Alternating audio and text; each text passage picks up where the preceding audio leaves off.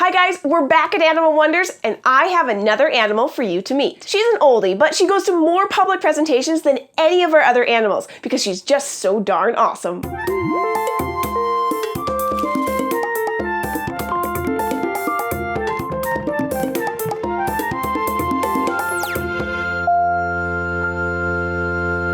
Meet Blueberry, the northern blue-tongued skink. Blueberry came to us like so many of our other animals do, from an owner who just didn't want to care for her anymore. They said that she had come from someone else, and they had had her for a couple years, but they were moving to a new state and they didn't want to try and travel with her. We asked for as much information about her as he knew, and he told us that her previous owner had said that she would only eat snails, and so he was catching snails from the wild and feeding her those. When we rescue an animal, they always get an initial exam by our veterinarian to see what their overall health status is. Blueberry had a respiratory infection and scabbed over abrasions and inflammation on the sides of her mouth and gums and severe trauma to her toes. We set her up in a clean enclosure and began the rehabilitation process. We started her on a course of antibiotics to treat the respiratory infection, and then we addressed the wounds on the sides of her mouth. She had several layers of built-up skin and scabbing that we were able to soften with warm, wet towels and gentle massage. We determined that the trauma to her mouth and gums was caused by the hard snail shells that she had to crush and chew in order to eat. The next health concern was her toes. She had many layers of retained shed or leftover scales, which over time had caused constriction and amputated her toes. This meant that she hadn't been kept on the right substrate or given the proper levels of humidity. We began treating her toes by letting her soak in a tub of warm water and then gently removing as much of the retained shed as we could. Her toes were very tender and raw, so we started her on an anti-inflammatory and pain medication. Now that her immediate healthcare issues were being taken care of,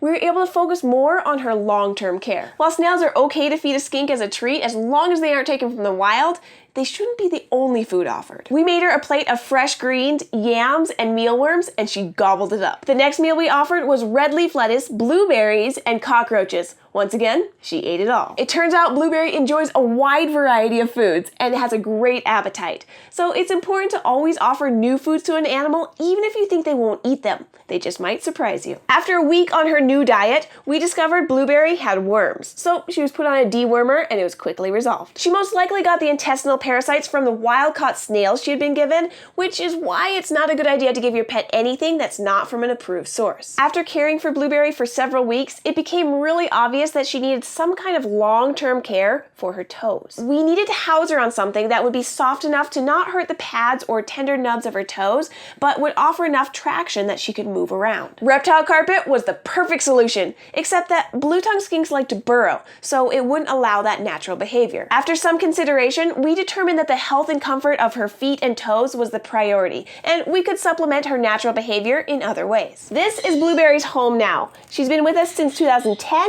and she's doing really well. She has her reptile carpet for her feet and her toes. She has her bark tunnel to simulate hiding in a burrow, and she has fake plants that she likes to hide behind and peek out from. She enjoys her fresh greens and veggies and occasional fruit. Blueberries continue to be her favorite, but she also likes papaya and banana. She also loves mealworms, waxworms, crickets, and cockroaches. She still bears the scars on the sides of her mouth, and she has flare-ups every once in a while. Her toes and feet remain our biggest concern, but she hasn't had any new inflammation or raw spots, so she's doing really well on her reptile carpet. Blueberry does enjoy getting out to explore. She's curious about her surroundings, and she doesn't mind being held, but her favorite thing still is hanging out under her bark tunnel, pretending that she's burrowing. We love Blueberry's success story because she overcame so many health issues and she's had a great life since being at Animal Wonders. I'm so grateful to be able to offer a happy and healthy home to an animal that hasn't been given all they deserve in life. And it's my privilege to share her with you. If you'd like to meet and get to know more of our animals, you can find them in our Meet and Greets playlist. And if you'd like to go on an adventure with us every week, subscribe to our YouTube channel, Animal Wonders Montana,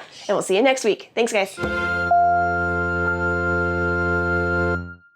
There are several options for end-of-life and afterlife care. If the animal is humanely euthanized by a veterinarian, the clinic usually offers the option of cremation.